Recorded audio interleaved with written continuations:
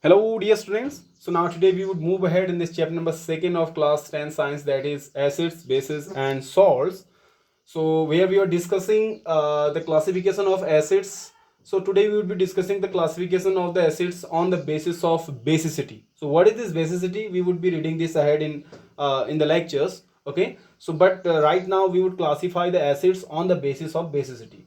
If we are classifying the acids on the basis of basicity, so there are three types of acids. Okay, some are monobasic, some are dibasic and some are tribasics. Okay, some are monobasic acids, then we have dibasic acids, then we have the tribasic acids. Mono means single, di means two, tri means three. Okay, so if you define monobasic acids, basic acids means the acids which undergo complete ionization, and after the complete ionization they produce only one hydronium ion in the aqueous solution.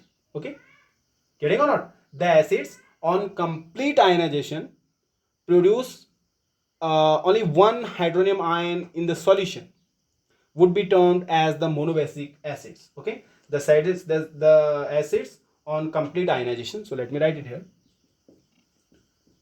The acids on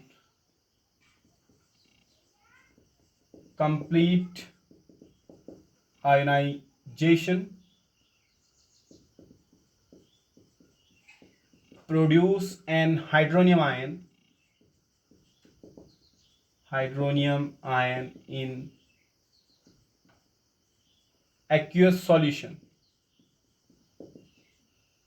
In aqueous solution would be termed as the monobasic acids. Okay, means they are producing only one hydrogen. Like for example, like we have the example of HCl. So HCl is monobasic acid. If you ionize this, if you just mix this into water, it would ionize, and after the ionization it would give H positive and Cl negative ion. After the ionization means just it is being divided into positive and the negative ion. This is the ionization process. So after the complete ionization it would give one hydronium ion in the solution. Hydrogen ion is this. After mixing with H2 again, it would give hydronium ion, that you might be knowing. We have already discussed this. So okay, so HCl is giving one hydronium ion in the solution. So it means HCl is monobasic acid. Okay. Similarly, we have HBr. So HBr, it would also give H positive and Br negative. Br negative ion in the solution. So here also one H positive ion it is giving. So means HBr is also a monobasic acid. Now you tell me about the CH3COL, whether it is monobasic, dibasic or tribasic. This is also monobasic acid. Okay, so when after ionization it would give one H positive ion, another would be there CH3COO negative, means this would be this would be the H positive ion and the rest is negative ion here. Okay, so it would again give H positive, one H positive ion in the solution. It implies what? It implies CH3COO, that is acetic acid, is also a monobasic acid. Okay, now we would discuss about the dibasic acid. Okay, dibasic, sorry, right there now, dibasic acid. So as the name suggests, dibasic means it would give two hydronium ion in the solution.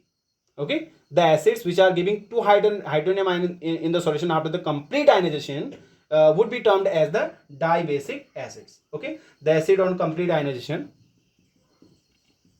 the acids on complete ionization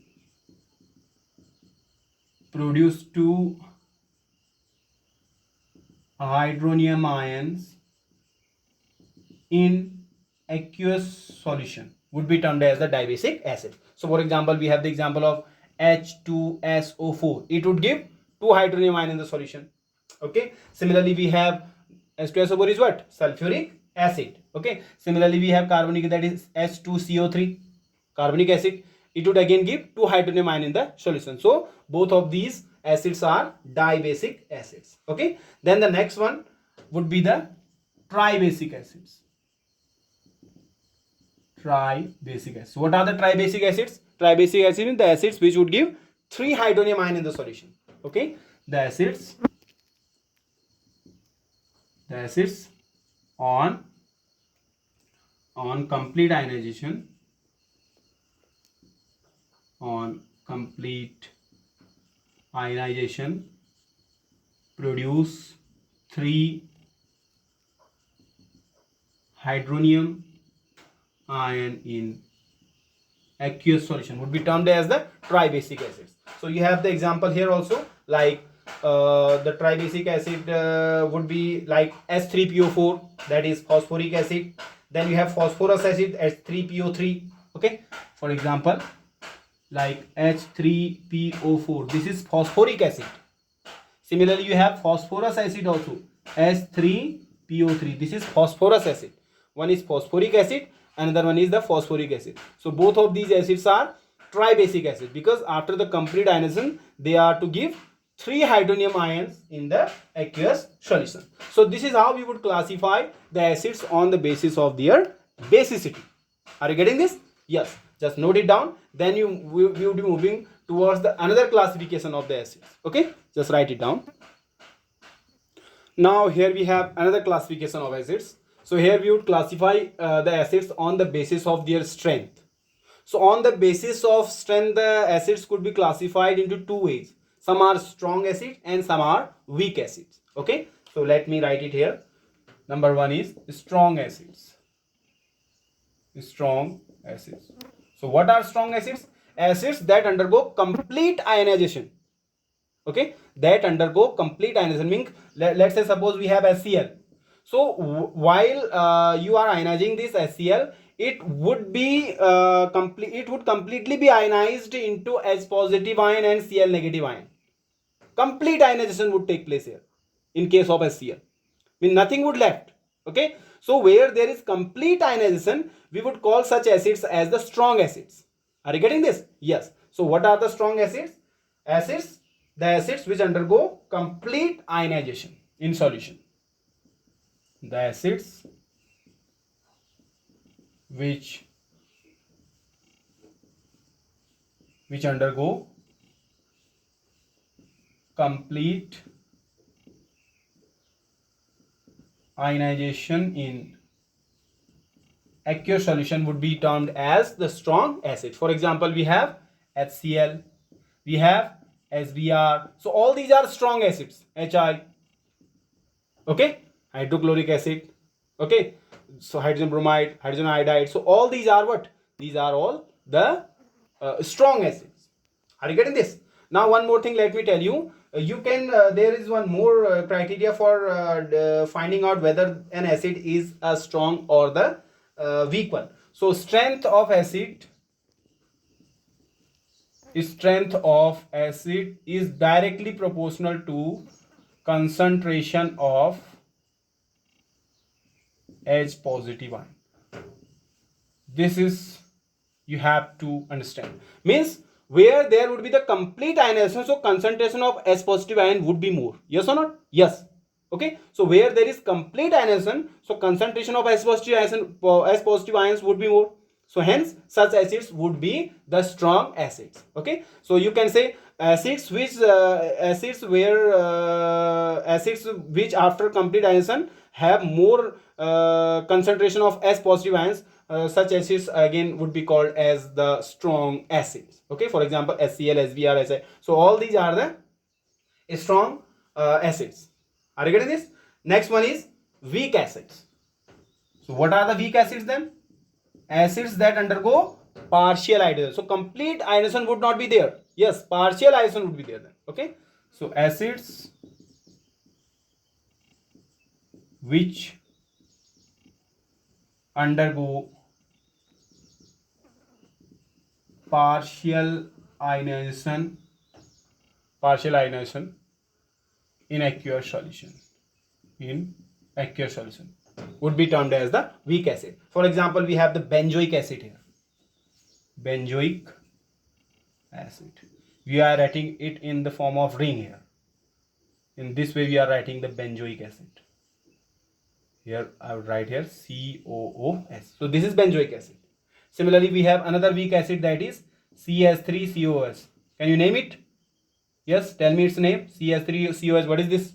Yes, acetic acid. This is acetic acid. So acetic acid and benzoic acid, both of these acids are weak acid. So this is how we would classify the acids on the basis of their strength. Just note it down. Then we would be moving ahead and we would be classifying again the acids on the basis of their concentration. Just note it down. Now the next classification of the acids would be on the basis of concentration of acids. Okay, so on the basis of concentration we have two types of acids. Some are concentrated acids, some are diluted acids. Okay, dilute acids. So number one is concentrated acids. So what are the concentrated acids? Acids which contains less amount of water. Acids which contain less amount of water would be termed as the concentrated acids. Okay, the acids which contain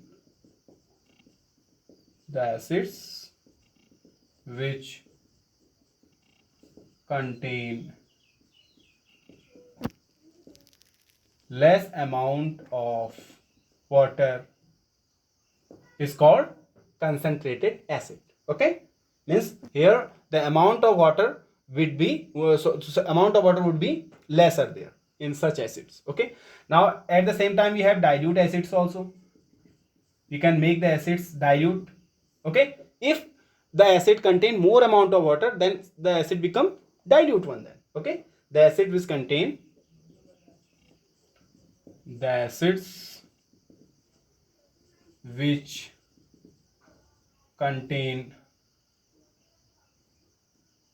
more amount of water would be termed as the dilute acids. Okay, now one thing you have to remember, whether you add water to acid or acid to water, this you must know. So this would be a note here in a box. You have to write this down.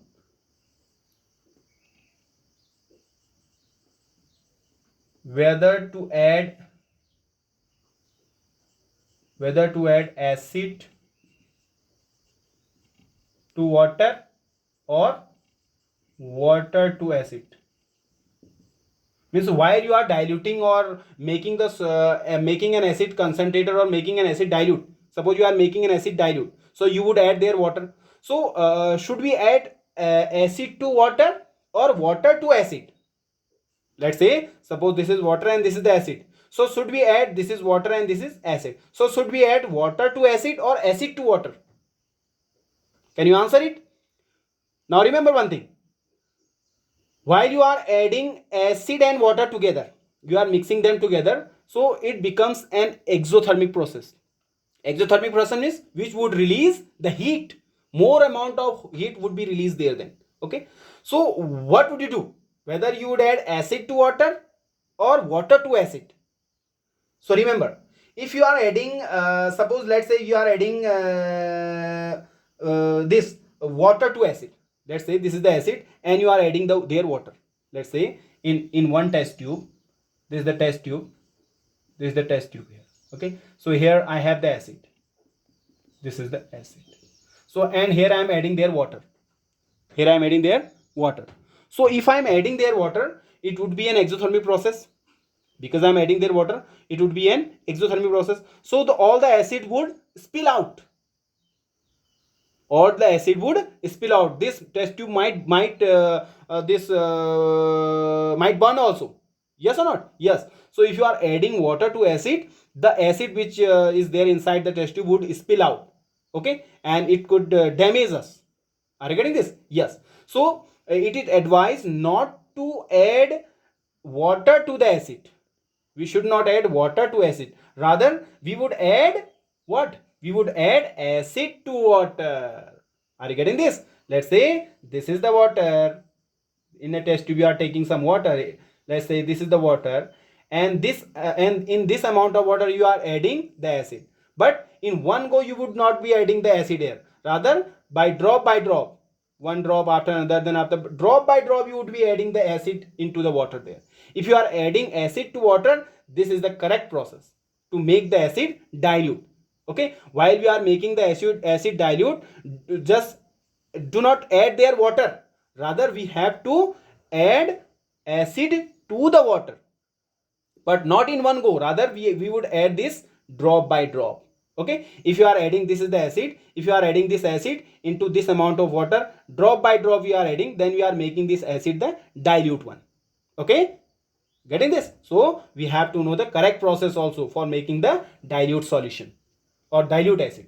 Are you getting this? Yes. Okay, so you can write this there. Okay, first you note it down the up one, then later you would write this.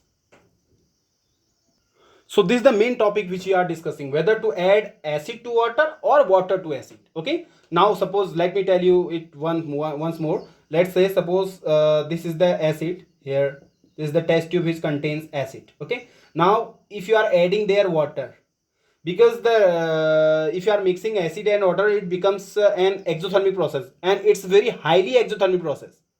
Okay, so more amount of heat would be released then. So if you are adding small amount of water to the acid, so the water which you are adding, which is very small in amount, would be vaporized.